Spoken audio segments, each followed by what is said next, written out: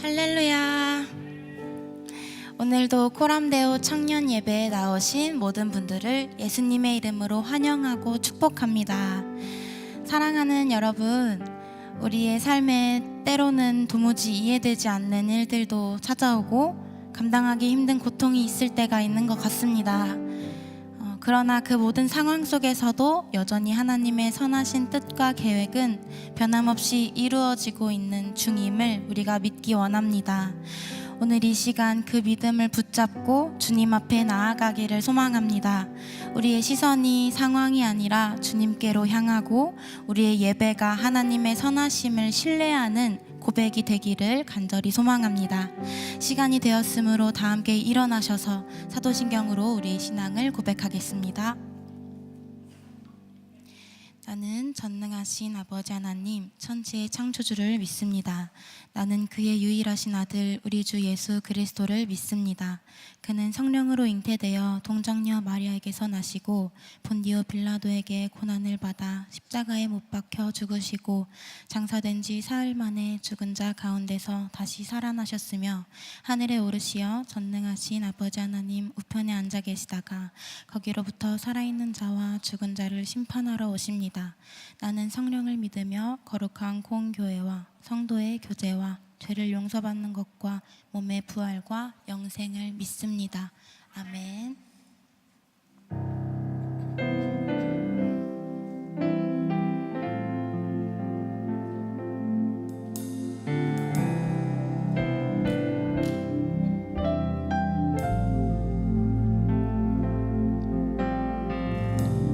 십자가 그 사랑 멀리 떠나서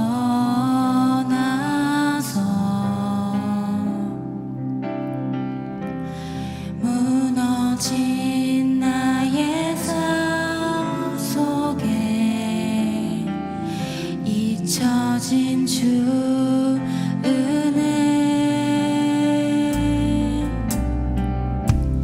돌 같은 내 마음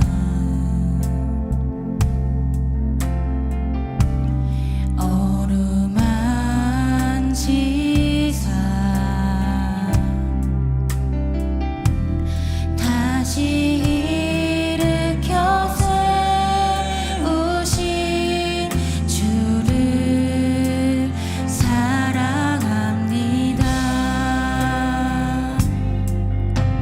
주 나를 보호하시고 날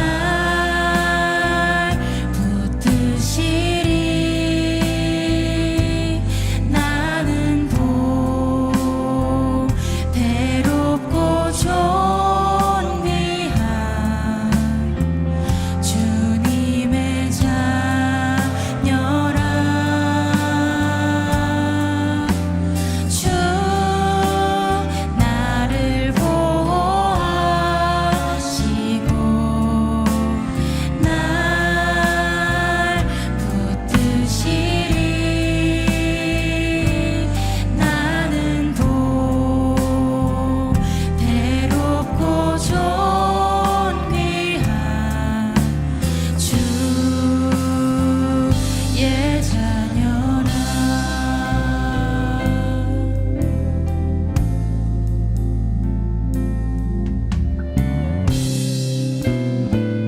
우리 2절로 고백하기 원합니다. 지나간 일들을 지나간 일들을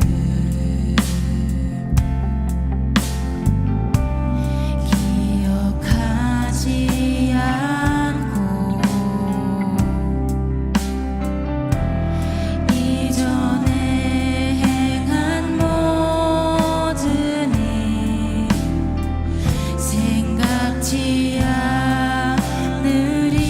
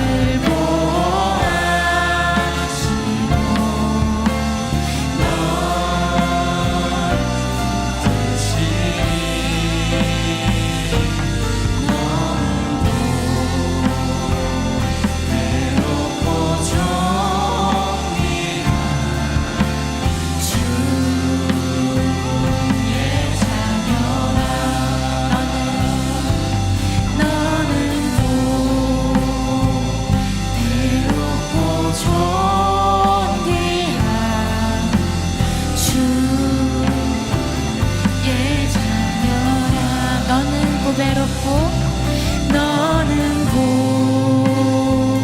고대롭고 종들아 주의 자녀라. 아멘. 우리 안에 새 일을 행하실 하나님께 감사와 영광의 박수 올려드립시다.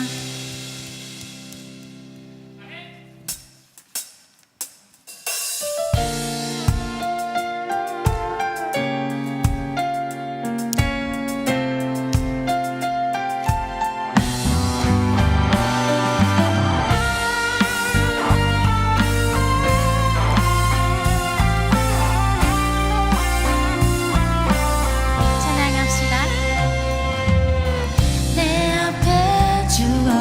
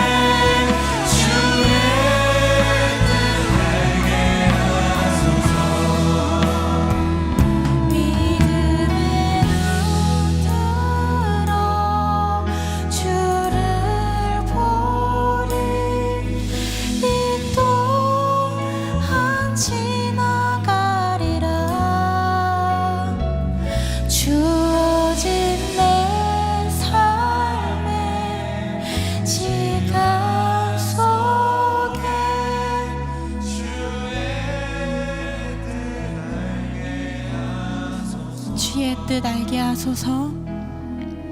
주의 뜻 알게 하소서. 주의 뜻 알게 하소서.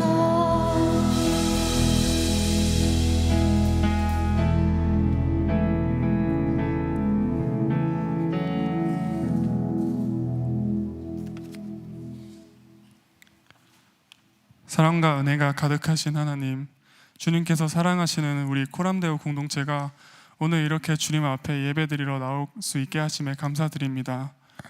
주님, 우리의 지난 한 주를 돌아봅니다. 자기 자신을 내려놓고 그리스도의 빛과 소금으로 살아가겠다는 다짐은 잊은 채 우리가 삶의 주인인 것처럼 살아갔습니다. 예수님의 말씀은 잊어버린 채 세상의 기준을 따라 물질적이고 세속적인 삶을 살았습니다. 이 시간 우리의 부족한 삶을 모두 주님께 올려드리길 원합니다. 우리의 삶을 받아주시고 우리를 불쌍히 여겨주세요. 주님, 이렇게 연약한 우리이지만 당신은 여전히 우리를 불러주시고 회복의 길로 인도해 주실 줄 믿습니다. 특별히 다가오는 금요일부터 시작되는 여름 수련회를 통하여 우리 모두가 다시 주님께로 돌아가길 소망합니다. 수련회를 기대하며 기도하며 기다리는 우리가 되게 하시고 이를 위해 시간을 내어 섬기는 모든 이들의 영육간의 강건함을 허락하여 주시며 마지막 날까지 수련회 일정이 안전하게 잘 마무리할 수 있도록 인도하여 주세요.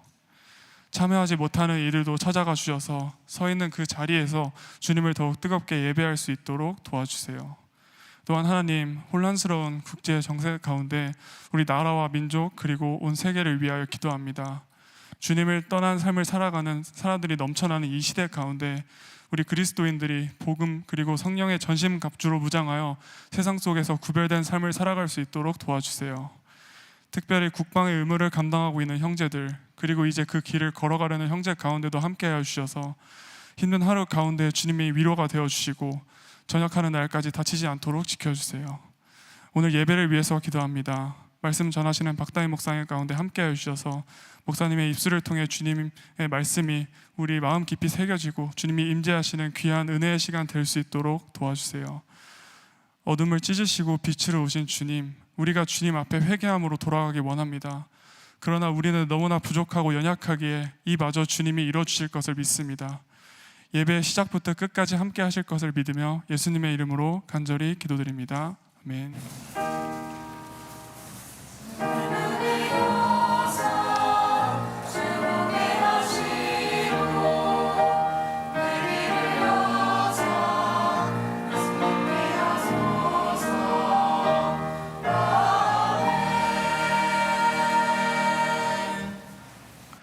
오늘 하나님께서 우리에게 주신 말씀은 요한복음 11장 30절에서 37절까지 말씀입니다.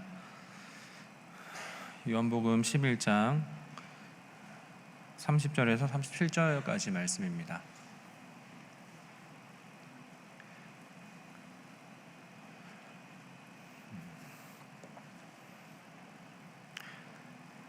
자, 여러분들 위해서 하나님의 말씀을 받들어 읽을 때 경청하시기 바랍니다.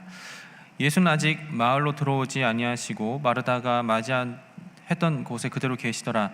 마리아와 함께 집에 있어 위로하던 유대인들은 그가 급히 일어나 나가는 것을 보고 고카로 무덤에 가는 줄로 생각하고 따라가더니 마리아가 예수 계신 곳에 가서 배웠고 그 발 앞에 엎드려 이르되 주께서 여기 계셨더라면 내 오라버니가 죽지 아니하였겠나이다 하더라.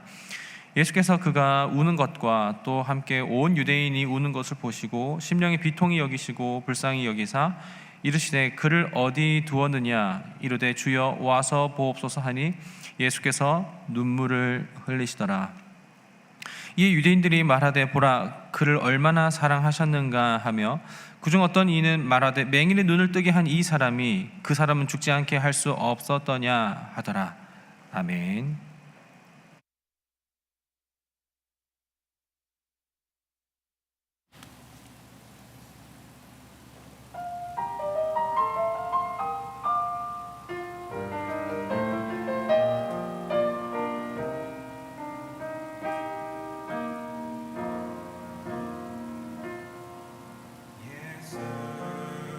우리들의 밝은 빛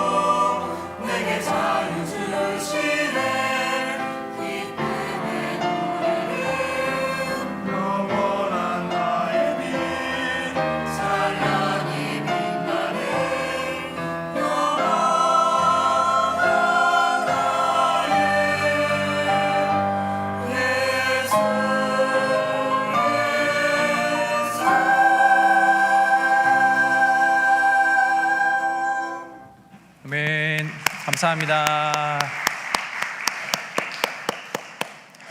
우리 함께 기도하겠습니다.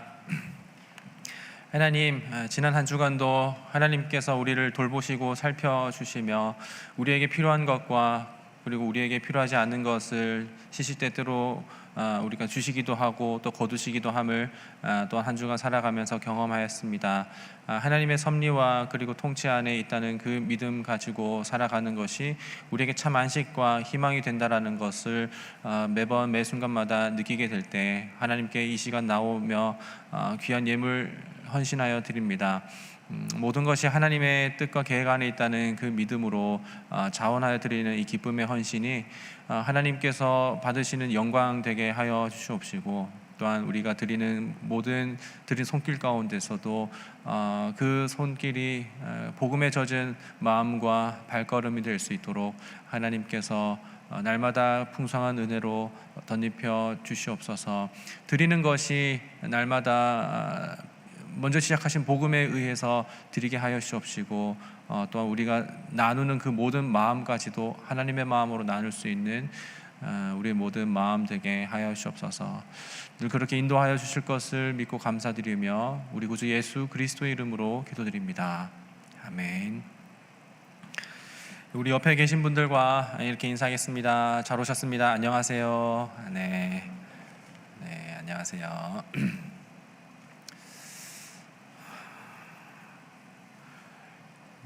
오늘 세 번째 시간입니다. 불편한 기독교 시리즈 세 번째이고, 신이 선하다면 왜 세상에 악과 고통이 존재하는가, 이렇게 하고 나서요, 다음 주 우리 수련회 하고 이제 그 다음 주에는 뭐 할지는 이제 좀 수련회 하면서 다시 결정해 보도록 하겠습니다. 자, 오늘 세 번째 이 시간인데, 여러분, 우리 고통의 문제라는 것은 누구라도 정말 피하고 싶은 문제입니다. 혹시 여러분들 중에 고통을 즐기는 분이 계세요? 어떤 이제 특히나 뭐 헬스 하시는 분들은 이제 약간 그 근육 찢어지는 느낌, 이제 통증을 굉장히 즐길 수는 있긴 하겠지만, 그런 그러니까 페인 말고 이게 서퍼링 같은 느낌은 우리가 그렇게나 즐기는 것은 아닙니다. 그렇죠? 우리에게 있어서 이 고통은 특히나 그리스도인들에게 더 이게 부담스럽게 다가오는 것이기도 해요. 특히나 이제 다른 이제 사람들에 비해서. 왜 그러냐면 오래도록 신앙생활 한 사람들일수록 이것은 그냥 단순히 어떤 고통이나 통증이나 아픔 정도로만 끝나는 것이 아니기 때문에 그런 것이죠. 더 나가서 어느 문제까지 직결되느냐 하냐면, 과연 이것이 이제 우리가 믿는 하나님과 어떤 연관성이 있느냐라고 이렇게 질문을 듣게 되기도 하기 때문에 그런 것이죠. 예를 들어서 그런 겁니다.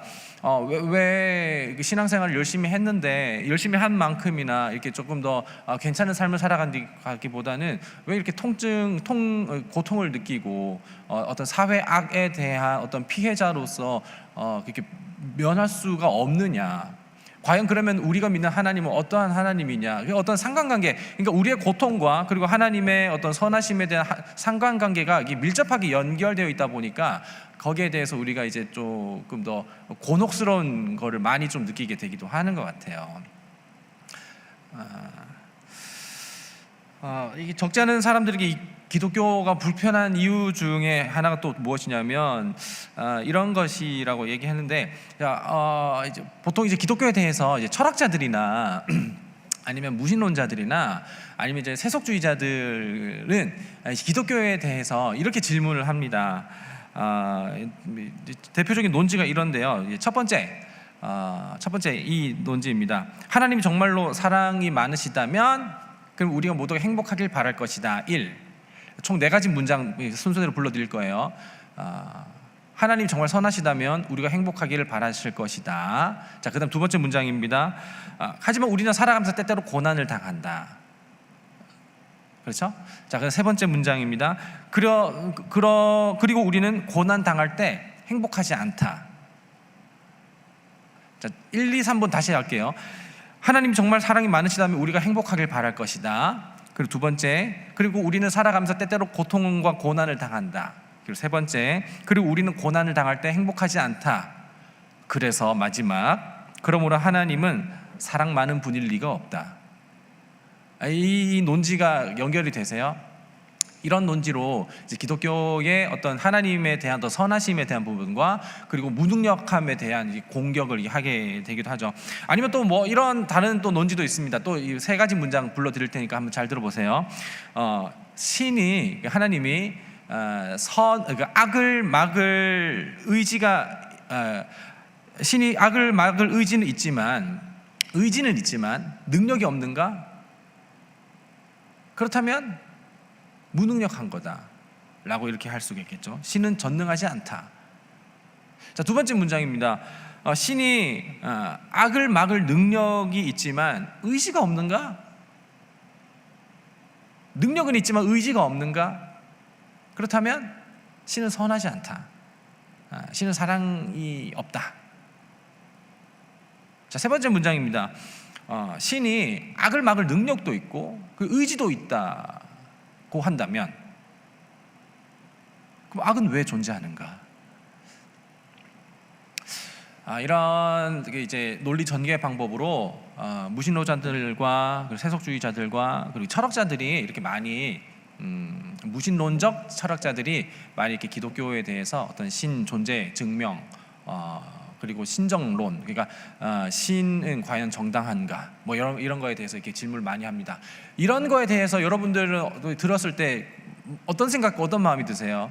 거부감이 드세요? 아니면은 그치 맞지라고 이렇게 좀 공감을 하고 계세요? 저는 이 문장을 보면서 공감합니다. 너무나도 공감이 되고, 그리고 하나님은 왜 우리가 이렇게 고통을 당하도록 그렇게 그냥 내버려 두다시피 하시는 건지에 대해서 우리는 굉장히 좀 많이 이렇게 좀 어떤 신앙적인 어떤 씨름을 하게 되기도 하잖아요.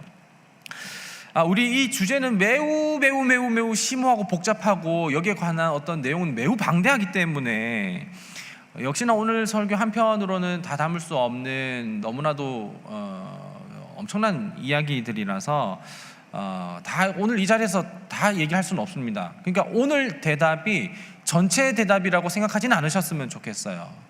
오해하실까봐. 더 많은 대답들이 있지만 그 중에서 오늘 우리는 그냥 간단하게나마 짚고 넘어가는 방식으로만 이렇게 한번 살펴보도록 하겠습니다. 그래서 오늘 우리는 이게 오늘 주제 관련해서 총 세 가지를 순서대로 살펴보려고 하는데요. 첫 번째로 우리는 인간은 왜 고통당하는가입니다. 그래서 인간의 고통에 대해서 이야기하면서 우리는 왜 고통을 당하는지에 대해서 이야기를 하겠고요. 그 다음에 두 번째는 하나님의 고통에 대해서 이야기하겠습니다. 도대체 우리가 고통당하고 있을 때 하나님은 어디서 뭘 하고 계시는가? 그러면서 이제 두 번째 하나님의 고통에 대해서 이야기하겠고요. 마지막 세 번째는 어떤 이야기를 하겠냐면 이렇게 악과 그리고 이제 고통이 난무하는 이 사회 가운데 오늘날 현실 가운데 우리는 과연 소망을 가져도 되는가? 에 대해서 하겠습니다. 그래서 우리의 고통, 하나님의 고통, 희망을 가져도 될까? 이렇게 세 가지 차례차례 보도록 하겠습니다. 우리가 한 번쯤은 이게 인과관계로 설명할 수 없는 여러 가지 삶의 어떤 현실들 있잖아요. 그 가운데에서 그 인과관계를 설명할 수 없는 고통 가운데 우리는 하나님에 대한 어떤 의문을 가질 수밖에 없을 겁니다. 예를 들면 그런 거죠. 그냥 잘 먹고 잘 살고 있는데 근데 이제 갑자기 막 어떤 엄청난 고통을 당한다라든지, 예를 들어서 뭐 이렇게 도둑질을 하고 훔치고 범죄를 하면은 그에 합당한 어떤 처벌을 받는 것, 이거는 뭐 고통이라고 얘기하는 것은 아니고, 그리고 인과관계가 명확하잖아요. 근데 이런 인과관계 없이 우리는 아무 이유 없이도 이렇게 고통을 당하는 경우가 많잖아요. 예를 들면 그냥 뭐 얼마 전에 있었던 너무나 안타까운 사건들 있죠. 항공기 사건들이라든지, 아니면은 뭐 공사 현장 주변에서 이렇게 등하교 있는 어린이가 덤프트럭에 의해서 이렇게 사고를 당한다든지, 이런 인과관계 없는 것들은 우리에게 있어서 너무나도 이게 죽음에 대해서, 그리고 선과 악에 대해서, 그리고 하나님의 존재에 대해서, 그 능력에 대해서 굉장히 의문을 가질 수 있잖아요. 특히나 이런 부분에 대해서 현대적으로 올수록 이 부분이 굉장히 좀 고통에 대해서 회의적입니다. 일단 타 종교들에 대해서 이 시가 막 이렇게 다 그거를 이게 죽음에 대해서, 고통에 대해서 어떻게 입장을 취하는지 하나하나 설명을 드리지는 않을 건데, 타 종교들과 그리고 어떤 철학자들은 이제 죽음과 그리고 고통에 대해서 어떻게 인식을 하냐면 공통적으로는요, 적어도 의미는 있다라는 거예요. 적어도 의미는 있고 그것을 우리는 극복해내거나 아니면 그것을 통해서 성장하거나 우리가 그것을 통하여서 더 많은 사람, 더 나은 사람이 될 수 있다거나 뭐 그런 의미로서 받아들이기는 하거든요. 근데 그거는 이제 종교들과 이제 철학자들의 사고 관계에서는 그렇긴 하지만 무신론자들이나 아니면 오늘날 이렇게 현대에 이르는 세속주의자들 가운데에는 그 고난과 악은 의미가 없다, 무의미하다라고 이렇게 논지를 펼치는 게 오늘날 삶의 사람들의 모습입니다. 왜 그런지 설명을 드리겠습니다. 왜냐하면 고통은 이제 과거의 사람들은 특히나 이제 문명이 덜 발달하고 그리고 기술과 그리고 어떤 과학이 발달하기 전에 있었던 그 사람들은 고통과 그리고 죽음은 이제 인간의 영역은 아니라고 생각했어요, 애초에. 그래서 인간의 영역이 아니다 보니까 그것은 이제 어떤 영적인 영역, 신의 영역이라고 생각했기 때문에 그것은 때때로는 이제 겸허하게 받아들이기도 했었죠. 어떤 재난이라든지 아니면 뭐 사고라든지 어떤 질병, 전염병이나 뭐 그런 거에 대해서는 신이 우리에게 진노하고 있다, 우리를 벌한다 하면서 뭔가 영적인 영역으로 밀어두기는 했습니다. 그러면서 거기에서 반추하면서 자기들의 삶을 돌아보기는 했었죠. 그러니까 그 부분들에 대해서는 나름대로 의미를 찾고 있었던 게 과거의 방식과 그리고 이제 어떤 종교들의 방식 그리고 철학자들의 방식이기는 했었습니다.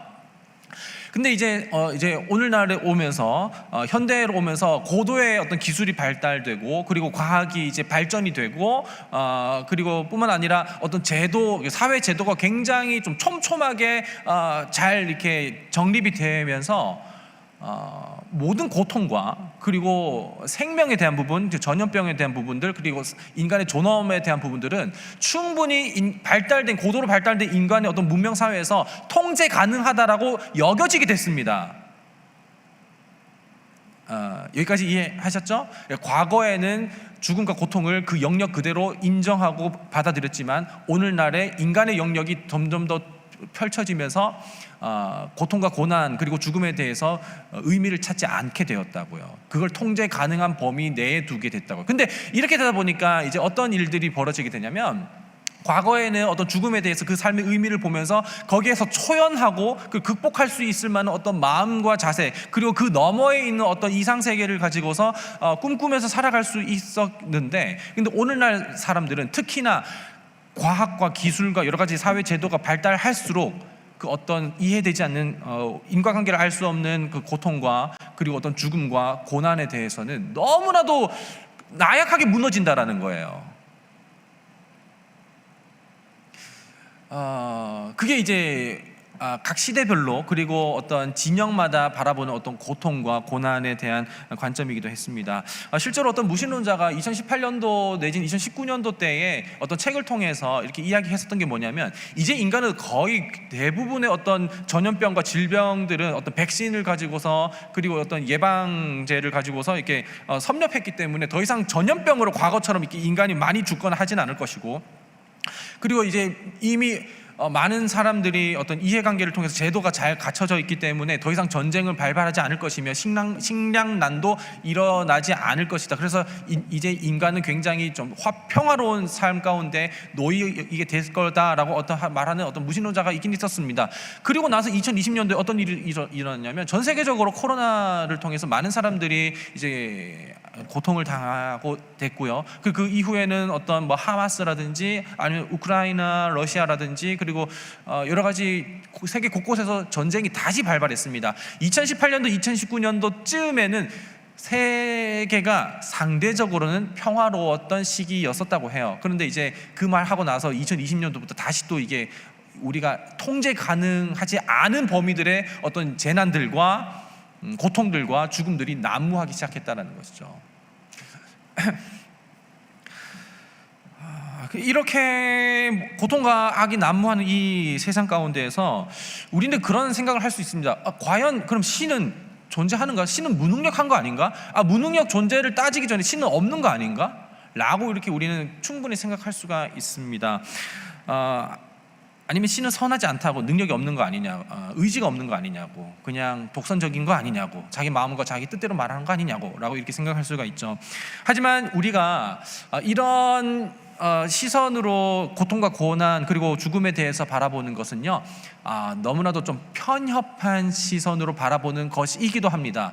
왜냐하면 우리가 지지난주에도 제가 얘기를 드렸지만, 우리가 선의 기준을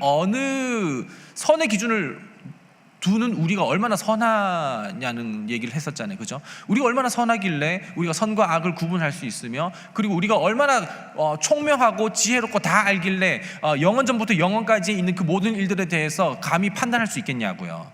근데 우리는 내일 일도 잘 모르는 우리이기 때문에, 그리고 그것이 전화위복이 어떻게 되는 것인지 우리는 알지 못하기 때문에 우리는 감히 그런 것들을 판단할 수 없는 지혜롭지 않은 존재라는 것을 인식해야 된다라는 것이고, 그것을 모두 다 아는 하나님의 입장에서는 결코 그 모든 것들은 그냥 유기된 것은 아니다라는 것을 우리가 오늘 전제를 깔면서 메시지를 좀 들어보면 좋겠습니다.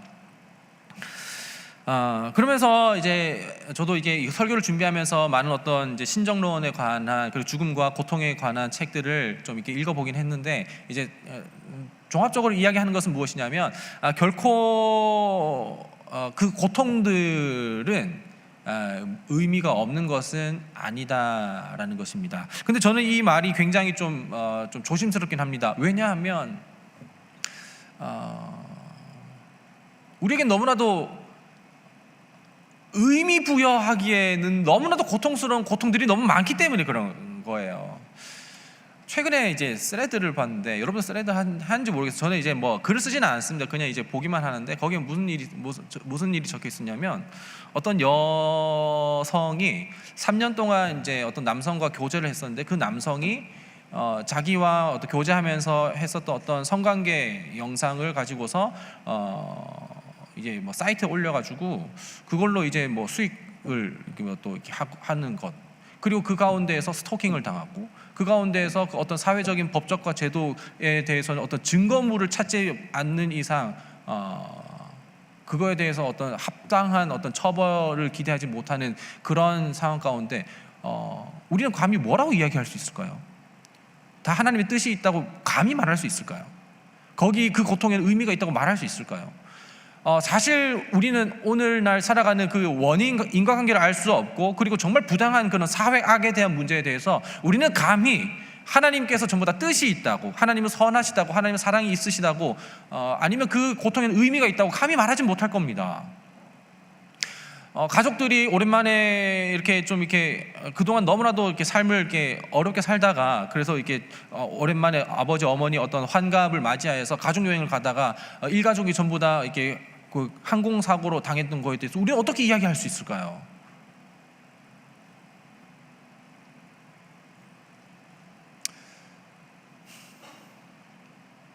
저는 그런 아픔을 당해보지는 못했습니다.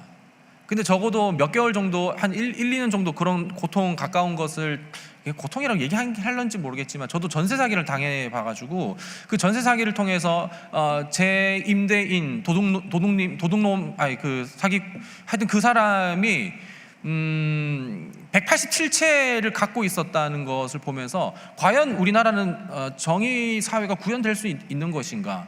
저는 그때 우리 대한민국에 대한 어떤 이제 환멸감을 확 느끼게 되기도 했었고, 그 가운데 제가 소속되어 있었던 모든 기관들과, 그리고 어떤 제가 이렇게밖에 제가 전세 사기를 당할 수밖에 없었던 모든 제도들, 그리고 심지어는 사택을 제공하지 않는 교회까지도 제가 이렇게 환멸감을 느끼기도 했었습니다. 여기에 대해서 우리는 어떤 의미를, 하나님 뜻이라고 어떻게 찾을 수가 있을까요? 하나님 뜻이라고 우리는 감히 말할 수가 있을까요? 원인도 알 수 없고 책임자도 물을 수 없는, 그리고 그거 찾는다 하더라도 그것을 어떤 사회 제도와 어떤 고도의 발달된 기술과 문명과, 그리고 어떤 의료의 가운데에서도 해결할 수 없는 거에 대해서 우리는 어떻게 자세를 가질 수 있을까요? 그리고 그 고통의 원인을 우리는 어떻게 이야기할 수 있을까요? 이 지점에서 무신론자들은 그런 고통을 당할 때 why라고 이렇게 따져 물을 대상은 없습니다. 그래서 그냥 무의미하다고 이야기하는 거예요. 그리고 우리는요, 소리칠 대상이 있습니다. 이게 맞냐고, 하나님 지금 어디서 뭘 하고 계시냐고. 지금 내가 이렇게 하고 있는 이 우울증과 그리고 어떤 심리적인 압박과 그리고 이해할 수 없는 여러 가지 고통 가운데에서 하나님 도대체 뭘 하고 계시냐고, 하나님 정말 선하신 거 맞냐고 라고 적어도 소리칠 수는 있는 대상이 있다는 겁니다. 이거 정신승리일까요? 아니요. 조금 더 이야기를 해드리도록 하겠습니다. 사실 하나님에 대해서 원망하고 따지고 그리고 하나님의 어떤 정당함에 대해서 울부짖고 그 어떤 신의 어떤 영역까지도 건드는 것은 성경에 꽤 많이 나와 있습니다. 특히나 시편에 있는 저자들 가운데에서는 여러 가지 고통 가운데 그 신음 가운데 있고 그리고 정말 죽음의 문턱까지 있는 사람들, 시편의 어떤 기자들이 하나님께 정말로 그야말로 이건 맞냐고 라고 하면서 따져 묻는 것들이 정말 많고요. 전도서에서도 있습니다. 그리고 욥기에서도 그 내용이 절정으로 나타나 있죠. 정말 그 욥기의 내용도 여러분들 우리가 한번 읽어보면 알겠지만 그 내용들은 굉장히 고상한 언어로 적혀 있지는 않습니다. 어떤 원어적인 의미를 본다면 하나님은 폭력배 같습니다, 뭐 이런 이야기도 한다고 해요. 우리는 적어도 따져 물을 대상이 있습니다. 그리고 우리는 그 대상에게 답을 적어도 얻을 수는 있습니다. 일반적으로 우리는 하나님께서 생각하기를 하나님께서는 전부 다 하실 수 있다라고 우리는 어느 정도 믿고 있는 사람도 있습니다. 안 믿는 사람도 있을지 모르겠습니다. 그러나 저는 일단은 하나님은 전능하시다라는 것을 일단 믿기는 합니다. 자, 이 믿음을 가지고 한번 출발을 해보도록 할 건데요. 그렇다면 하나님께서는 모든 것을 다 하시지만 그럼에도 불구하고 하시지 않는 일도 있기는 하잖아요. 그렇죠? 이 이야기를 옥스퍼드 대학교 신학교 교수인 이제 알리스턴 맥그라스라는 분의 표현을 들어서 한번 설명을 드리도록 하겠습니다. 이제 Why Does God Allow Suffering이라는 책 제목으로 이제 고통에 대해서 쓴 이야기가 있는데 여기에서 이제 알리스턴 맥그라스가 이런 이야기를 했습니다. 하나님은 네모난 원을 만들 수는 없다. 여러분 혹시 그림을 한번 그려보시면 네모난 원을 그릴 수 있는 분이 계신가요? 알리스턴 맥그라스는 이렇게 이야기합니다. 하나님은 네모난 원을 그릴 수는 없다. 그러면서 그렇게 한다면 하나님은 자가당착에 빠지는 것이다 라고 이야기를 합니다. 여러분, 그러니까 하나님께서는 예를 들어서 세상을 동그랗게 만들기로 작정을 하셨다면 그렇게 동그랗게 만들기로 작정하신 이상 동그란 네모는 만드시지 못한다라는 것이 이제 알리스턴 맥그라스가 이야기하는 논지이기는 합니다. 그러면서 동그라미라는 어떤 고유의 모양이 있는데 어떻게 하나님께서는 동그라면서도 동시에 네모난 원을 만드실 수가 있을까요? 그러지는 않는다는 것이죠. 그러지 않을 뿐만 아니라 그러지는 못한다는 것입니다. 이런 측면에서 하나님께서는 모든 것을 다 하시지는 않는다, 내지는 하나님께서는 모든 것을 다 하실 수는 없다라고 얘기를 드릴 수 있을 것 같습니다. 물론 이 이야기 어떤 철학적인 어떤 논지 가지고서 정말 고통 가운데 빠져 있는 사람들을 위로하고 싶지는 않습니다. 그러나 아직은 고통을 대면하지 않았거나 그러면 멀리 지나간 고통 앞에서 고통에 대해서 고민하고 있는 분들에게는 이렇게 대답을 해드릴 수 있다라는 것이죠. 다시 한 번 더 얘기하지만 하나님께서는 모든 것을 하실 수 있지만 그러나 하나님께서 하시기로 작정한 그 이상 거기에 대해서 자가당착이 빠질 만한 것들에 대해서는 하지 않으신 것도 있다라는 것을 우리가 생각하면서 좀 더 보도록 하겠습니다. 하나님께서는 모든 세계와 그 천지를 창조하시겠다라고 이렇게 말씀을 하시고 그러니까 마음을 먹으시고 섭리하시고 그걸 보존하시고 그것을 이렇게 경륜 가운데 이끄신다라는 그 전제 하에서 그 하나님의 어떤 선하신 계획과 의도에 따라서 그 모든 것들이 보존되고 섭리되도록 하기 위하여서는 하지 못할 일도 있다라는 것을 이야기하는 것이죠. 이해하셨는지 모르겠습니다. 계속 설명을 계속 드리도록 하겠습니다. 예를 들어서 육아할 때 이제 앞으로 여러분도 육아할 텐데 육아를 할 때 이제 중요한 것들 중에 뭐가 있냐면 특히 이제 부모님들, 저는 아직 뭐 이 정도로 육아하지 않는데 어떤 부모님들이 이제 신경 쓰는 게 뭐냐면 이제 자녀들과 어떤 일이 있을 때마다 그 일 앞에서 약속을 하는 것입니다. 그리고 그 약속에 대해서 일관적인 태도를 가지고서 이야기를 하는 것이죠. 그래서 예를 들면 이겁니다. 밥 다 먹으면 뽀로로 보여줄게 라고 이렇게 이야기를 하는 것이죠. 물론 제 딸은 뽀로로를 모릅니다. 근데 나중에 이 약속을 하긴 하겠죠. 밥 다 먹으면 뽀로로를 보여줄게 라고 하면서 자기는 밥 먹으면서 뽀로로를 본다라든지, 아니면 경우에 따라서는 밥 먹으면서 뽀로로를 보여준다라든지 라고 했을 때 부모는 사실상 이 모든 것들 다 할 수 있습니다. 그렇죠? 밥 먹으면서도 뽀로로를 보여줄 수 있고, 밥 먹어야만이 뽀로로를 보여줄 수도 있고, 밥을 먹어도 뽀로로를 안 보여줄 수도 있습니다. 그렇지만 자녀와 약속을 하는 겁니다. 너가 밥을 제대로 다 먹기만 한다면 그러면 뽀로로를 보여줄게 라고 이렇게 한다면은 이 관계 가운데에서 이 약속이 계속해서 신실하게 지속이 될 때, 여기 이 지점에서 자녀는 부모와 어떤 신뢰 관계가 형성된다라는 것이죠. 근데 만약에 부모가 이렇게도 하고 저렇게도 하고 이렇게도 하지 않는다라고 한다면, 그러면 거기에서 어떤 부모와의 신뢰 관계가 깨질 뿐만 아니라 부모를 불신하고 그리고 혼란스럽게 됩니다. 그리고 부모의 어떤 정의와 그리고 부모의 어떤 기준을 의심하게 됩니다. 그리고 그야말로 좋은 것이 좋다라는 어떤 그런 어떤 관념을 가지고서 자기 마음대로 하게 되는 것이죠. 이것이 이제 어떤 자녀 교육에 대해서 정말 중요하다라고 이야기를 하기는 하지만, 이건 역시나 이 부모는 네모난 것도 만들 수 있고 동그란 것도 만들 수 있지만, 네모난 원이나 아니면은 동그란 네모를 만들지는 못한다는 것을 이야기하는 것이기도 하죠. 마찬가지입니다. 하나님께서는 우리의 어떤 모든 피조 세계 가운데에서 하나님의 선하신 의도대로 섭리하시겠다고 하셨을 때, 그거에 따라서 모순되는 것은 하지 않을 수 있다는 것을 이야기하는 것이죠.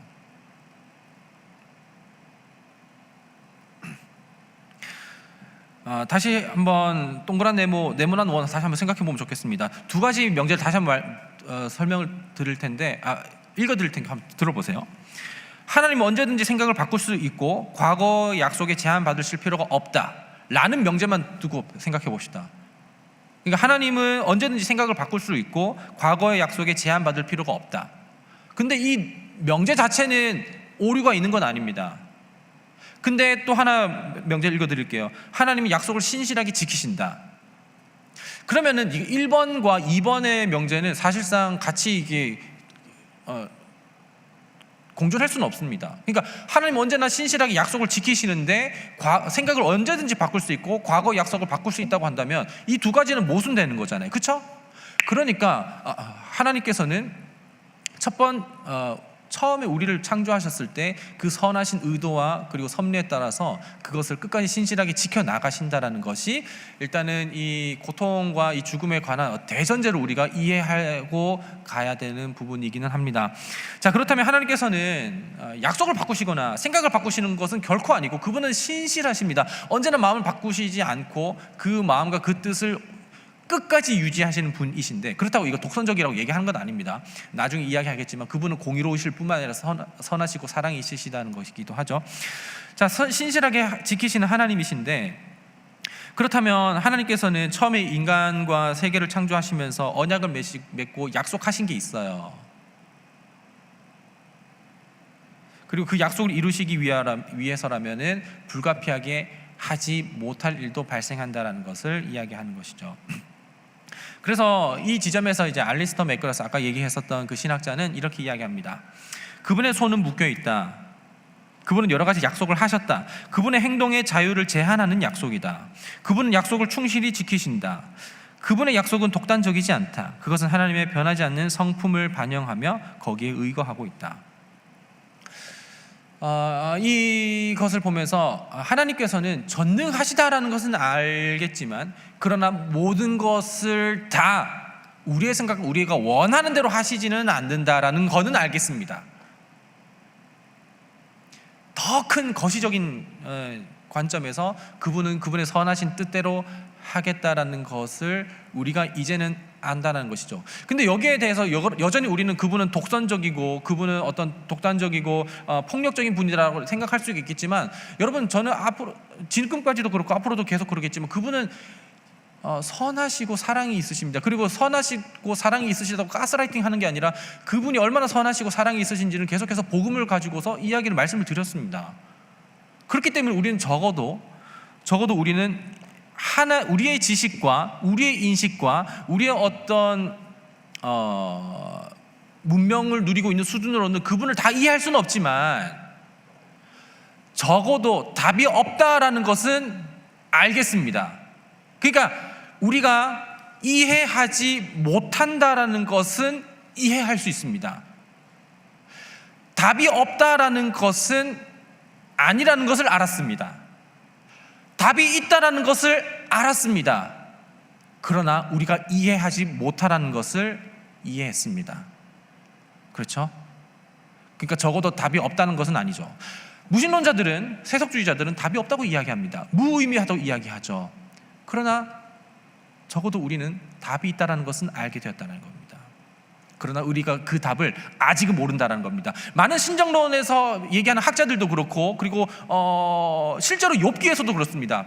욥기에서도 욥이 많이 고통을 당하고, 그리고 여러 가지 가운데 하나님의 어떤 정당함을 대해서 이렇게 항거하고 이렇게 할 때 하나님께서는 나중에 이제 뭐라고 말씀하시냐면, 네가 이 구름이 어떻게 생기고 어떻게 비가 내리는지, 그리고 우박이 어떻게 내리는지 네가 아느냐? 이 모든 것들이 어디에 어떤 창고에 머물러 있고 내가 이걸 어떻게 섭리하는지 너는 아느냐라고 하면서 질문만 계속한다는 것을 우리 욥기를 통해서 볼 수가 있어요. 그러니까 하나님께서는 욥아, 내가 이렇게 한 이유는 사실상 이러이러하고 저러저러해서 이렇게 얘기하지 않으셨다라는 거예요. 어떤 목사님이 알맞는 비유를 했는데 5살짜리 아이가 우주선을 보면서 이렇게 이야기합니다. 이 우주선이 날 수가 있다고요? 라고 이렇게 묻죠. 그러면은 이야기합니다. 날 수 있지. 물리학자는 날 수 있지라고 대답합니다. 이걸 어떻게 날 수 있냐고 하면은 물리학자는 이렇게 설명할 수 있을까요? 추진력이 있고, 그리고 이 연료가 어떻게 열 에너지가 어떻게 다른 에너지로 바뀌는지에 대해서 5살짜리에게 얘기할 수 있을까요? 할 수는 있겠지만 5살짜리 애기는 이해하지는 못하겠죠. 마찬가지입니다. 하나님께서는 욥에게 그렇게 이야기하셨습니다. 그것들을 상세하게 다 전부 다 설명하기보다는 네가 그걸 다 아느냐라고 이렇게 이야기한 거죠. 그리고 나서 욥은 이렇게 대답했다고 합니다. 내가 이제 하나님을 알았습니다.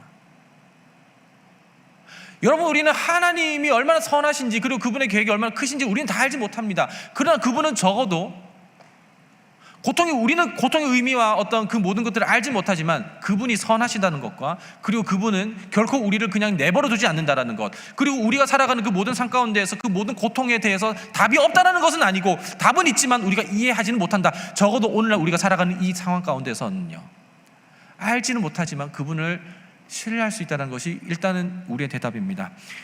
두 번째 대지를 이제 넘어가려고 하는데, 하나님의 고통입니다. 하나님 도대체 뭘 하고 계십니까? 라는 것인데요, 드디어 이제 오늘 본문을 좀 보도록 하겠습니다. 오늘 본문은 마르다, 그리고 마리아, 그리고 나사로, 이게 세 사람이 이렇게 등장하는 요한복음의 이야기 중에서 나사로가 이제 죽게 된 상황 가운데 있는 이야기입니다. 사실 나사로는 예수님을 이제 콜했을 때는 죽진 않았었어요. 그러나 예수님께서 의도적으로 조금 더 기다리셨죠. 그리고 그 기다리시는 바람에 나사로는 숨을 거두었습니다. 죽었어요. 그렇게 죽게 되었을 때, 소식을 듣게 되었을 때 예수님께서는 그 모습을 보면서 이렇게 어떤 감정을 갖고 계시냐면, 33절을 보면요, 본문을 펴고 계시다면 33절을 보시기 바랍니다. 33절을 보면 마리아가 우는 것과, 그리고 온 유대인들이 나사로의 죽음에 대해서 슬퍼하고 있는 장면을 보게 됩니다. 그런데 여기에서 많은 사람들이 이제 슬퍼하게 됐을 때에 예수님께서 어떠한 장면, 어떠한 감정을 보이고 계시는지 우리가 주목해야 될 필요가 있습니다. 33절을 보면 심령의 비통이 여기시고 불쌍히 여기사, 그러니까 예수님께서 심령이 비통이 여기시고 불쌍히 여기실 뿐만 아니라 예수님께서는 우셨다라고 이야기합니다. 33절 말고 그 밑에 보면 나와 있지만 예수님 우셨습니다. 자, 여러분 한번 생각해 보세요. 예수님은요, 우리는 내용을 더 읽어서 알 수 있습니다. 나사로를 살리시죠? 죽은 나사로를 다시 살리십니다. 그렇기 때문에 예수님께서는 그 사람들에게 얘들아 있어봐, 내가 나사로를 살릴 거야, 주목라고 이렇게 이야기할 수 있습니다. 전혀 안 슬퍼할 수 있어요. 왜요? 그 죽음 가운데 있는 나사로를 충분히 살릴 수 있기 때문에 그런 것이죠. 그렇지만 이것 역시나 우리의 관점입니다.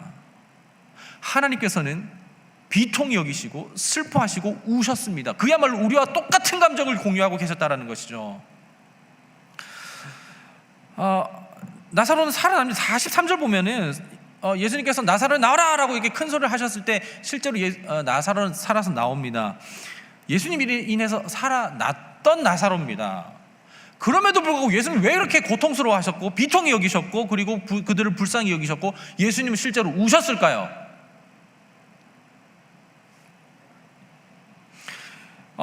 왜냐하면 예수님께서는 저기 멀리 하늘에 계시는 그냥 우리의 고통을 알지만 공감은 못하는 그런 분이 아니시기 때문에 그렇습니다. 우리와 똑같은 공감을 하고 계시는 분이시기 때문에 그런 것이죠. 여러분들 누군가 아픔을 당했을 때 그리고 누군가 고통을 당했을 때에 고통을 모르고 아픔을 모르는 사람이 해주는 위로와 나보다 더 심각한 고통과 그 아픔을 당한 사람의 어떤 위로가 있을 때에 우리는 그 무게 차이를 우리는 알 수 있습니다. 그리고 그 사람이 우리에게 말을 하지 않는다 하더라도 그냥 옆에 존재한다만 하더라도 동병상련의 어떤 느낌을 알고 있기 때문에 우리 나보다 더 고통을 당한 사람이 내 옆에 있다는 존재 자체만으로 나에게 큰 힘이 되기도 합니다. 그리고 예수님께서는 그 고통을 다 하신다는 것이죠. 우리가 당하는 고통보다는 훨씬 더 큰 고통으로 그분이 고통당한다는 것을 알 수가 있습니다. 아마도 제가 초등학교 때 이 일인데 어렴풋이 어떤 느낌과 감정적으로만 남아 있습니다. 제가 거짓말을 했는데 어떤 거짓말 했는지 기억은 나지 않지만 거짓말 했습니다. 왜 거짓말한 게 이게 선명하게 기억이 나냐면 그때 아버지께서 제가 거짓말한 걸 보고 너 각오해 라고 이렇게 말씀을 하시고 나서는 집을 나가셨어요. 근데 저는 그때 어디에 살고 있었냐면은 산골에 살고 있었습니다. 앞에 밭이 있었고 뒤에는 산이 있었고 배산임수에서 살고 있었습니다. 각오해라고 하고 나서 아버지는 나가셨다가 곧 돌아오셨는데 회초리를 들고 오셨습니다. 근데 그 회초리가 휙휙 소리 나는 얇은 게 아니고요. 그냥 이게 두꺼운 거였습니다. 그리고 저는 그때 초등학교 저학년이었는데 제 다리가 부러지지 않고 그 회초리가 부러질 때까지 저는 맞았습니다. 기억이 날만하죠.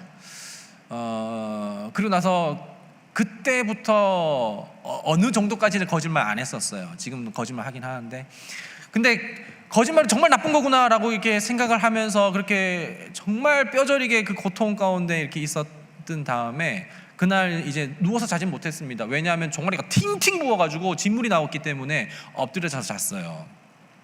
그러면서 이제 얼굴을 이제 베개에 박고 이렇게 자고 있는데 그때 이제 차가운 연고를 바르는 따뜻한 손길이 느껴졌습니다. 그리고 그 손길에 있는 어머니는 울고 계셨어요. 근데 아마도 추측컨대 저희 아빠는 제가 싫어서 그렇게 때렸지는 않았을 거라고 생각합니다. 아버지께서는 거짓말이 얼마나 나쁜 건지를 제가 알기 위함이었고 그리고 제가 거짓말 안 하는 삶을 살아가기 위해서 너무나도 아프지만 근데 제가 지금 생각해봐도 자녀를 그렇게 때린다는 거는 진짜 맞는 자녀보다 때리는 아빠가 더 고통스럽다고 생각해요. 그만큼이나 하나님이 고통스럽다는 것을 우리는 짐작컨대 알 수 있을까요? 오늘 본문에서 나타나는 예수님 역시나 그런 슬픔이었을 겁니다. 예수님은 우리와 같은 공감을 하시는 어떤 고통을 당하시기도 했지만 그러나 그 우리가 당하는 고통과 슬픔 그러니까 우리가 이 고통과 어떤 사망이라는 것은 죄 아래 있는 거기 때문에 그런 것이잖아요. 그러니까 죄의 영향을 받고 있는 우리의 모습 때문에 또한 예수님께서 슬퍼하신 것이기도 했습니다. 예수님께서 우셨던 거에 대해서는 여러 가지 관점과 측면을 볼 수 있는데 크게 두 가지만 얘기하겠습니다. 하나는 뭐냐면 우리에게 공감하시기 때문에 그런 것이죠. 우리의 고통에 공감하시기 때문에 그런 겁니다. 그러니까 자녀들이 그냥 이게 아픔을 겪었을 때 보통 부모들은 차라리 저 아픔을 내가 가졌더라면 그 자녀가 감당하기 너무 큰 고통인 걸 알기 때문에 그런 것이잖아요. 그러나 그 고통을 가져오지 못하기 때문에 그런 거잖아요. 역시나 공감하시기 때문에 그런 것이기도 합니다. 또한 두 번째는 뭐냐면 단절의 문제입니다. 죽음의 시작은 죄 때문에 그런 것이기도 하죠. 그러니까 예수님께서 우셨던 것은 무엇이냐면 나사로가 지금 죄 아래 있고 죄의 영향을 너무나도 직접적으로 받고 있다는 것을 알고 있기 때문에, 그러니까 죄에 대한 비통함 때문에 우시기도 했던 겁니다. 그리고 예수님께서는 이제 앞으로 하나님과의 단절을 눈앞에 두고 있다는 것을 아셨던 것 같습니다.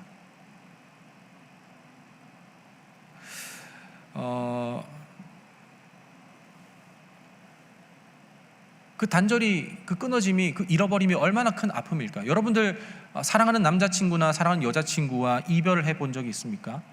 아니면 어떤 사랑하는 어떤 누구를 잃어본 적이 있습니까? 그 고통을 우리가 얼마나 알 수 있을까요? 그 고통이 얼마나 우리 가운데 아플까요? 최근에 제 아내가 인스타그램 이제 제 자녀 이게 새싹이 새싹이 태명인데 새싹이 계정이 해킹당했었어요. 그 새싹이 계정을 해킹당했을 때 얼마나 고통스러워했는지 모릅니다. 욕하더라고요. 네. 찾았어요. 결국엔 보니까 이제 스페인 사람이 이제 가져갔더라고요. 겨우 인스타그램 그 애기 계정 인스타그램 하나 잃어버린 것만으로도 우리에겐 너무나도 고통스러운데, 사랑하는 사람을 이별하는 것과 그리고 그 사람과 단절되는 것은 우리 가운데 얼마나 큰 고통입니까? 근데 실제로 예수님께서는 하나님과 영원전부터 정말 친밀한 가운데 있었던 그 연합 가운데 있었던 관계에서 예수님이 이제 십자가 앞에서 단절을 경험하게 되십니다. 그야말로 그 고통은 우리가 한낱 우리 인간으로서는 결코 이해할 수 없는, 헤아릴 수 없는 그 고통입니다. 얼마나 큰 고통이었냐면 예수님께서 웬만한 고통 가운데서도 의연하셨지만 십자가 고통 앞에서는 하나님, 이 잔을 옮기실 수만 있다면 옮겨달라고 애원하셨습니다. 그러나 하나님의 뜻이거든 이것을 내가 기꺼이 받겠습니다라고 이렇게 말씀하십니다. 그러니까 하나님의 선하신 뜻 안에서 그 모든 것들을 받겠다고 하지만 피할 수 있다면 피하고 싶었던 것이 예수님의 십자가 고통이었었습니다. 사실 그 고통은요, 우리에 있는 것으로는 전부 다 해결할 수 없는 하나님의 고통입니다. 이해할 수 없습니다. 세 번째 대지로 넘어가겠습니다. 그렇다면 우리는 과연 소망을 어디서 소망을 가질 수는 있을까요? 그리고 가질 수 있다면 어떻게 가질 수 있을까요? 짧게 하도록 하겠습니다.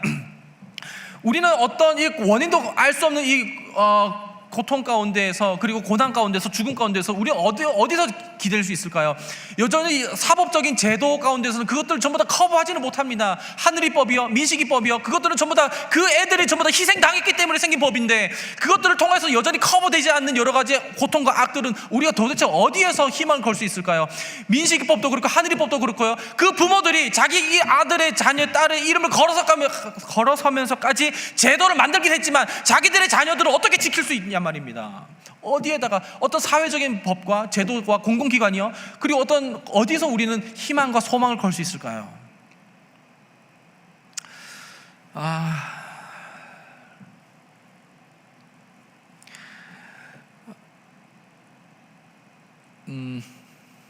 평생 정말 성실하고 정직하게 살아가는 사람들, 그러나 그렇게 살다 보니까 평생 가난하게 살다가 그렇게 죽은 사람들은 어디에 희망을 걸 수 있을까요?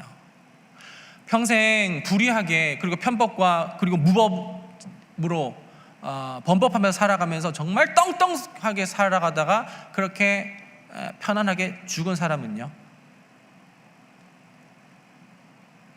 이 사람 그냥 죽으면 안 되잖아요. 그리고 성실하게, 그리고 가난하게 죽은 사람도 그냥 죽으면 안 되잖아요. 이 사람들은 도대체 어디에서 희망을 얻을 수 있냐 말입니까?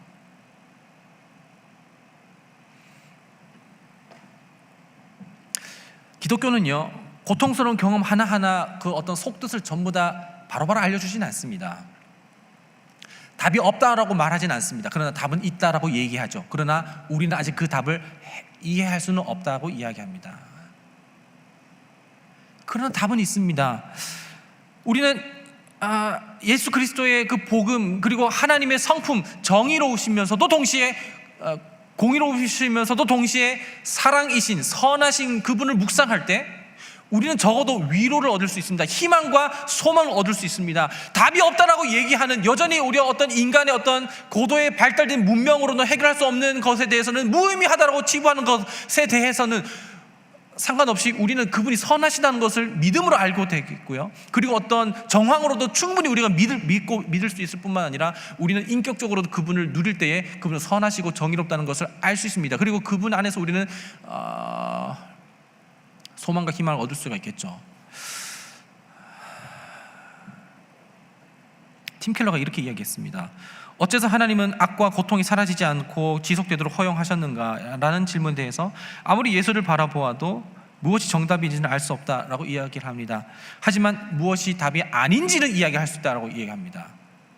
여러분, 적어도 세속사회와 그리고 어떤 고도의 발달된 문명과 의료와 그리고 과학과 모든 기술들이 답은 아니라고는 이야기할 수 있습니다. 물론 그것들은 우리에게 유익을 가져다 주긴 하죠. 그러나 우리는 거기에서 구원을 얻지는 않습니다. 그리고 우리는 답은 있다라고 기독교는 이야기를 하고 있죠. 성경이 가르치는 실체 그리고 미래는 무엇이냐면 낙원이 아니라 새하늘과 새 땅입니다. 그리고 그것은 우리가 죽어서 올라가는 곳이 아니라 요한계시록 21장을 보면은 새 하늘과 새 땅이 하늘에서 이룬 것 같이 이 땅에서 이루어진다고 이야기합니다. 새 예루살렘 성에서요. 여러분, 이 새 예루살렘 성이라고 하는 것은 그러니까 백투더 예루살렘, 그냥 그 옛날 그 예루살렘으로 돌아가는 그 이야기를 하는 것이 아닙니다.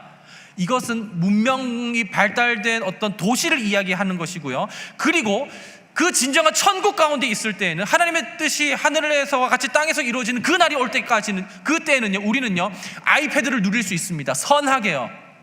우리는 전기차를 탈 수 있습니다.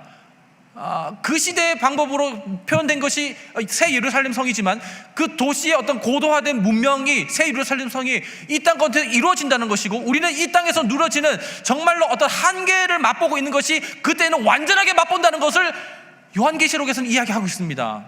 그것을 이야기하고 있는 것이에요. 우리는 이제 아이패드 없는 삶을 살아가는 것이 아니라 아이패드를 누리는 삶을 살아가게 되는 것이고요. N1 맥스 프로뿐만 아니라 더 많은 것을 우리는 실제로 누릴 뿐만 아니라 전동 자전거와 그리고 뭐 어떤 전기 세탁기 모든 것들을 전부 다 누릴 수 있는 그 땅 가운데서 우리는 천국을 누리면서 살아가는 것을 이야기하는 겁니다. 다른 종교들은요 전부 다 다음 어떤 미래가 오게 될 때에는 이 모든 것들은 무의미하게 되진다거나 아니면 전부 다 사라진다고 이야기합니다. 그러나 기독교는 그렇게 이야기하고 있지 않습니다. 이 모든 것들이 전부 다 새롭게 된다고 이야기하고 있습니다. 결혼 제도가 없어진다는 걸 얘기하는 것이 아닙니다. 진정한 결혼이 무엇인지를 알게 된다는 것입니다. 사법 제도가 나쁘다는 것이 아닙니다. 진정한 정의와 법이 공의가 세워지는 것이 뭔지를 알려준다라고 한 것이 천국이라는 것이죠. 우리는 그날과 그때를 기다립니다. 그리고 거기에 우리는 소망이 있습니다. 그리고 그 모든 오늘날의 고통 가운데서는 그 고통 가운데 우리를 회복시켜 주시고 그리고 구원시켜 주시기 위해서 그분이 고통 가운데 뛰어드신 그리스도를 봅니다. 그리스도께서는 우리가 당하는 고통과는 상상도 할 수 없는 심각하고 그리고 너무나도 곤욕스러운 고통을 당하셨습니다. 그리고 우리를 그 고통 가운데서 해방시켜 주시고 그분이 부활의 첫 열매가 되어 주셔서 우리 가운데 부활의 기쁨을 보여주신다고 말씀하셨죠. 우리에겐 답이 있습니다. 그리스도요. 그리스도가 우리의 답입니다. 그분 안에 있을 때 우리는 모든 것이 무의미한 것이 아니라 한계가 있지만 그분 안에서 진정한 맛을 볼 수 있는 것이고요. 진정한 것을 누릴 수 있습니다. 그리스도께로 오십시오. 고통스러우신 분들, 고난에 당하시는 분들, 마음이 어려우신 분들, 심리적으로 정서적으로 어려움을 당하시는 분들, 그리스도께로 오십시오.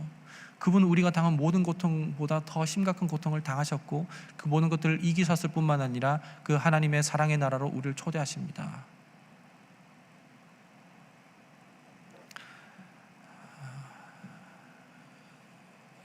기도하겠습니다. 결단 찬양은 1절만 부르고 우리의 마음 결단하고 나아가도록 하겠습니다. 하나님, 여전히 이 세상 가운데 우리의 생각과 사고와 우리의 철학과 모든 것으로는 이해할 수 없는 그 모든 고통은 거부감스럽습니다. 하나님도 거부감스럽습니다. 그러나 기독교를 더 면밀하고 자세히 알아가면 알아갈수록 우리가 다 이해하지 못하는 것이기는 하지만, 그리고 이 땅이 끝이 아니고 영원한 하나님의 나라, 그 소망이 우리 가운데 있다라는 것, 그리고 그 모든 것을 이끄시는 그 하나님이 선하시다는 것이 우리에게 위로가 됩니다. 하나님, 먼 발코니에 서서 바라만 보고 있는 하나님이 아니라 우리 가운데 깊숙이 내려오시고 우리가 가야 할 그런 우리가 가지 못한 곳까지 더 깊숙하게 가신 예수님을 바라보게 됩니다. 그분 안에 있을 때 우리가 진정한 부활의 소망을 얻게 하시고 고통에서 자유케 하여 주옵소서. 예수님 이름으로 기도합니다. 아멘.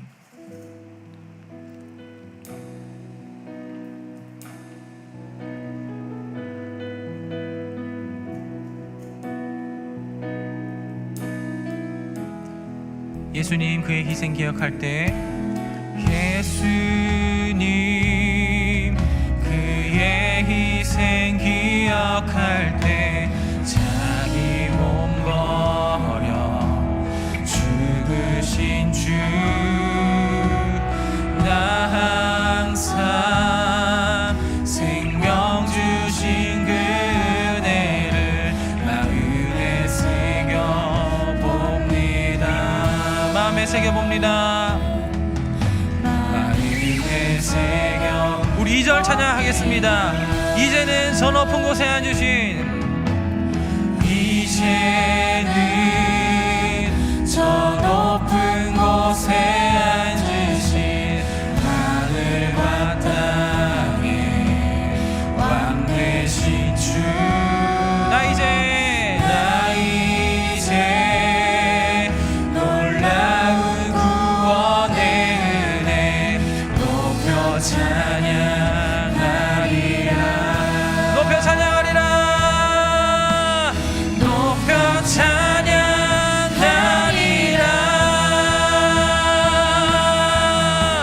주 달리신 십자가를 내가 볼 때 주님의 잠이 내 마음을 겸손케 해.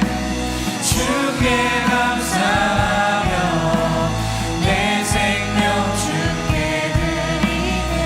주 달리신 십자가를 내가 볼 때, 주 달리신 십자가를 내가 볼 때 주님의 잠이 내 마음을 겸손케 해.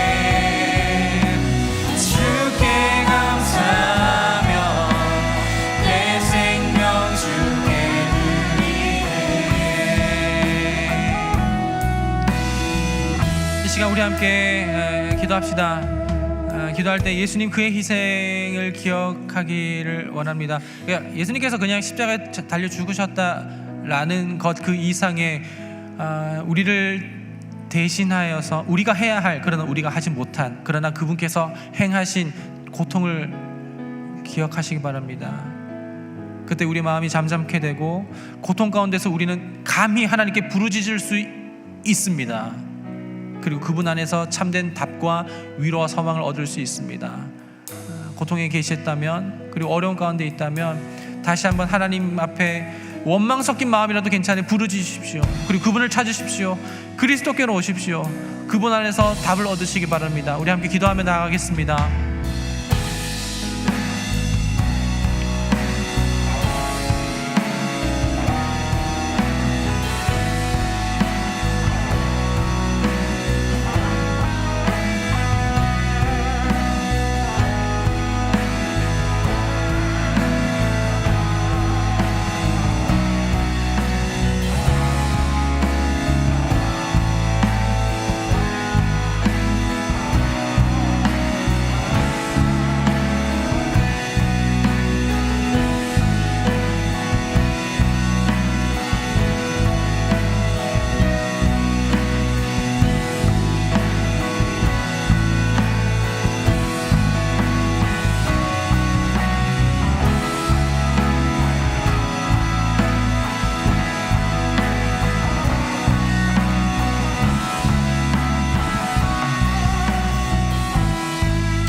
하나님, 여전히 난무하고 창궐하는 범죄들과 악들과 고난들 앞에 우리의 무기력감을 보게 됩니다. 그리고 하나님의 정당함을 의심하게 됩니다. 그 지점에서 우리가 하나님을 더 알아가기 원합니다. 정말 하나님의 선하심과 그분의 사랑하심을 우리 가운데 보여주옵소서. 인간의 어떤 고도로 발달된 문명과 과학과 의료로서는 한계가 있는 그 너머에 하나님께서밖에 주실 수 없는 그 참된 소망과 그 기쁨을 우리 가운데 허락하여 주옵소서. 지금 당장 답을 얻지는 못한다 하더라도 욥도 죽을 때까지 그 답을 얻지 못했지만, 또한 우리도 죽을 때까지 그 답을 얻지는 못하겠지만, 그러나 답이 되시는 그리스도가 우리 가운데 있다는 것을 우리 가운데 소망으로 삼고 영혼을 꿈꾸며 살아가는 우리 모두가 되게 하여 주옵소서. 주 예수 그리스도의 은혜와 아버지 하나님의 놀라우신 사랑과 성령의 교통하심이 고통 가운데에서 계신 그 주님을 바라보며 삶의 현장을 살아가기로 결단하는 여기 모인 모든 예배자들과 예배자들 삶 가운데 지금부터 영원토록 함께 하시기를 간절히 축원하옵나이다. 아멘.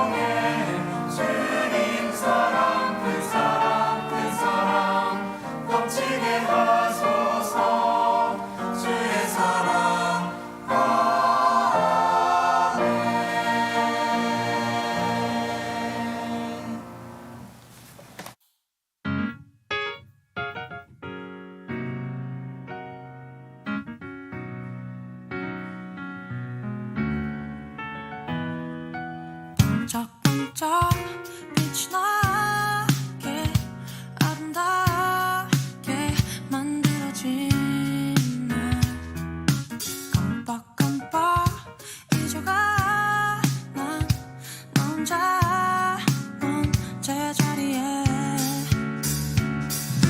휘끗 보인 남의 삶에 한꺼풀이 꺾인 맘에 거울 속 보석에서 실컷 을 잡고서 반짝반짝 빛나는 날 깜빡깜빡 잊어갈 때 부르시네.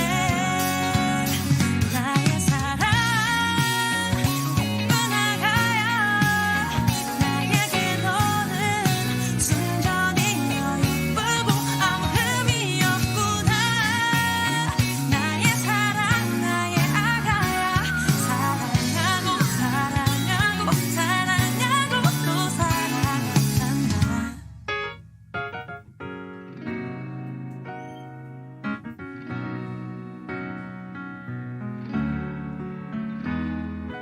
뭘 했을까 잊을까 난 뭐하나 이러는 것도 없고 못났을까 왜 이렇게 난 뭐하나 되는 게 없네. 움푹 베인 상처를 꺼내 울컥 다시 베인 맘에 완벽하신 분인데 나만 실수하셨나. 반짝반짝 빛나는 날 깜빡깜빡 잊어갈 때 부르시네. 나의 사랑 떠나가야 나에게 너는 순전히여 예쁘고 아무 흠이 없구나.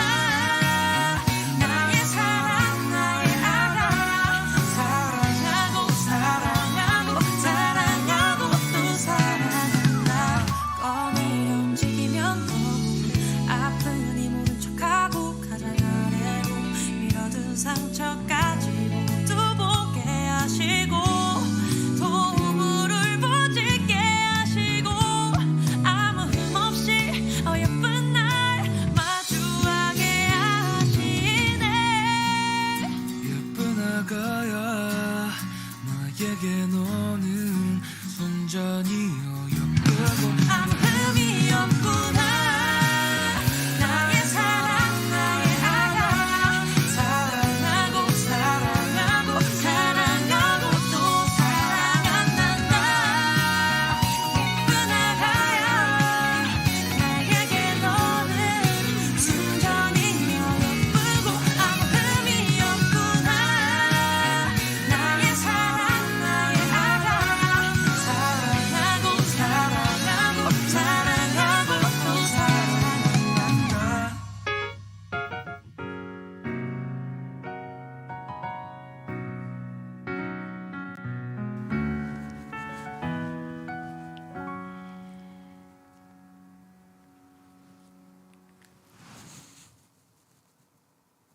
재현아.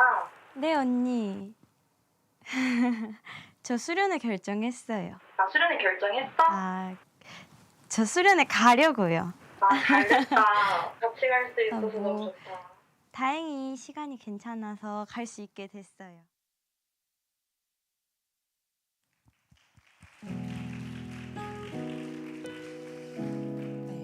함께 예배함이 기쁨입니다. 먼저 정말 이 수련회 영상을 위해 또 많은 시간 헌신해준 찬우 형제와 또 영상을 위해 출연해주고 또 시간을 내어준 지체들에게 너무 감사하다는 말씀 또 전해드리고 싶고요. 지난주 광고에서 말씀드렸듯이 또 저희 수련회 신청을 오늘 마감하도록 하겠습니다. 그렇지만 혹여나 또 수련회에서 하나님을 예배하는 기쁨을 함께 누리고 싶으신 분들, 그리고 마음이 움직이신 분들은 주중에라도 꼭 신청해 주시면 너무 감사하겠습니다. 오늘 또 여름 수련회 플리마켓을 진행했는데요. 또 플리마켓 그리고 여름 수련회를 위해 수고하고 헌신해주고 있는 TF팀 너무 감사드리고, 그리고 코람데오 공동체들의 여러 손길들의 도움이 있었기에 또 오늘 플리마켓 잘 마칠 수 있었습니다. 너무 감사합니다. 그리고 플리마켓 간식들이 좀 많이 또 남았는데요. 소그룹별로 또 오셔서 또 시원한 간식 받아가셔서 또 맛있게 드시면서 또 풍성한 교제 시간 가지시길 바랍니다. 그리고 이제 수련회 단톡방이 월요일이나 화요일에 만들어질 예정이에요. 그래서 준비물이나 유의사항 또 공지할 예정이오니 꼭 정독해 주시고요. 또 한 가지 이곳에서 말씀드리고 싶은 준비물은 텀블러입니다. 또 수양관 측에서 요청한 부분에 일회용품은 웬만하면 많이 쓰지 않는 방향으로 전달을 받아서 또 물이나 음료 또 개인 텀블러 사용해야 하니까 꼭 텀블러 지금부터 준비해서 또 물 못 마시고 또 음료 못 마시는 일이 생기지 않도록 꼭 준비해 주시면 감사하겠습니다. 그리고 계속해서 또 화요기도 모임은 박다희 목사님의 인도하에 또 화요일 8시 3층 영유아부실에서 수련회를 위한 특별 기도회로 나아갑니다. 또 수련회를 위해 또 수련회를 준비하는 이들을 위해 그리고 우리의 마음을 드리며 또 여러 가지 가지고 있는 문제들 두려움들 또 하나님께 맡김으로 수련회 가운데 우리 만나주신 하나님께 우리의 기도를 올려드는 시간 갖기 원하오니 시간 되신다면 꼭 함께 나오셔서 함께 기도하면은 너무나 좋겠습니다. 그리고 다음 주는 1시 청년부 예배가 또 수련회로 드려지기에 4부 예배는 없습니다. 수련회에 참석하지 않는 지체들은 1부, 2부, 3부 그리고 5부 예배에 참석해 주시길 바랍니다. 그리고 수련회 문의사항은 이서영 청년에게 연락해 주시면 감사하겠습니다. 그리고 다음으로는 또 2학기 에스라 성경학교 모집합니다. 기간은 9월 11일부터 11월 20일까지 8주 또 휴강 포함 기간입니다. 시간은 목요일 오후 8시부터 10시이고 식당 화평방에서 또 진행합니다. 박다희 목사님의 강의로 진행되며 또 강의 내용을 짧게 말씀드리자면 또 우리의 신앙생활은 지극히 또 종교적일 때가 많습니다. 또 종교적 핵심을 벗어나 온전한 신앙생활을 누리기 위해 우리의 믿음은 날마다 개혁되어야 하기에 그런 의미에서 칭의, 성경, 죄, 십자가 신학, 또 은혜의 성령 등 종교개혁의 핵심 질문을 통해 우리의 믿음을 조명하여 보며 또 기독교의 본질과 핵심 내용을 통해 또 복음을 선명하게 누리기 원하오니 또 많은 분들 참석하셔서 하나님을 더 알아가는 시간 또 하나님의 은혜를 누리는 시간이 되기 원합니다. 신청은 누리 리더에게 또 신청해 주시면 되고요. 문의는 이다연 양육국장에게 또 문의해 주시면 감사하겠습니다. 광고가 길죠? 기억나시나요? 저 제가 무슨 말을 했는지 잘 모르겠는데요. 근데 마지막 소식은 기억해 주시길 바랍니다. 기억해 주셔서 또 기도해 주시고 또 응원해 주시고 나가실 때 또 얼굴 한 번씩 보게 되면 또 격려의 말 또 해주시고 마지막으로 우리 또 한 명의 청년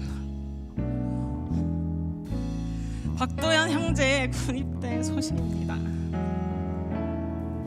보내기 싫네요. 근데 나라의 부름을 받고 또 군에 입대한 우리 도현이 나와서 입대 소식과 또 기도 제목 나눌 텐데 박수로 격려해 주시면 좋겠습니다.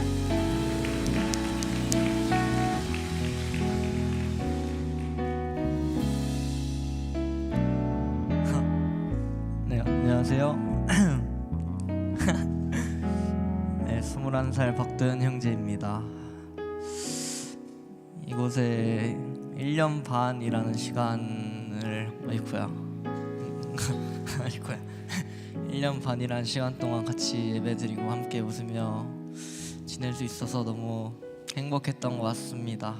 너무 많은 분들이 너무 잘 챙겨주셔서 저도 즐겁게 신앙생활하고 주님과 더욱더 가까워져서 이렇게 또 군대를 입대하게 되는데, 몸은 떠나더라도 마음은 항상 함께 이곳에 있을 테니까 항상 저와 함께 한다는 생각으로 예배드려 주시고, 또 휴가 나면 언제든지 놀러 올 테니까 그때 웃으며 반겨주시고, 또 1년 반 생각보다 금방 가지 않을까요?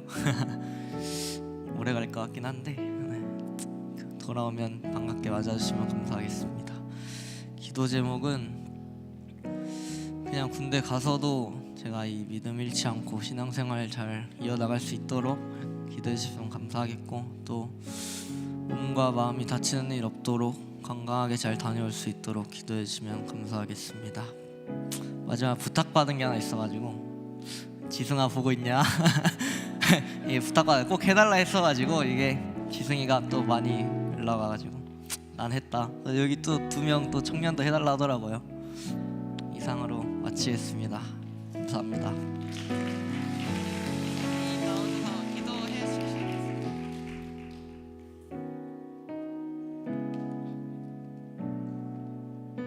네, 제가 기도하겠습니다.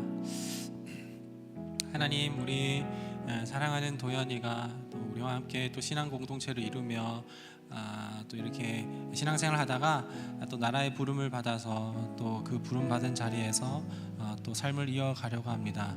거기에서 좋은 사람들 만나게 해 주시고, 또 우리 도연이가 또 많은 사람들에게 좋은 사람이 되게 해 주셔서 그 군생활 기간 동안 마음과 몸 다치지 않고 더욱더 건강하게 성숙하게 성장할 수 있는 값진 시간 될 수 있도록 하나님께서 함께 하여 주옵소서. 이 자리에서도 우리가 여기에서 예배하지만 또 우리 군복무를 하고 있는 많은 또 우리 지체들을 위해서 언제나 중보할 수 있는 우리 모두가 되게 하여 주시옵시고, 그들이 다시 돌아오게 됐을 때 휴가든 외출이든 언제든 돌아오게 됐을 때 우리가 반갑게 맞이할 수 있는 우리 공동체 될 수 있도록 인도하여 주옵소서. 우리 도연이 이제 입대하고 전역할 때까지 모든 신앙과 믿음과 몸과 마음과 생각 모든 것을 지켜주실 하나님을 믿고 기대하오며 우리 구주 예수 그리스도의 이름으로 기도드립니다. 아멘.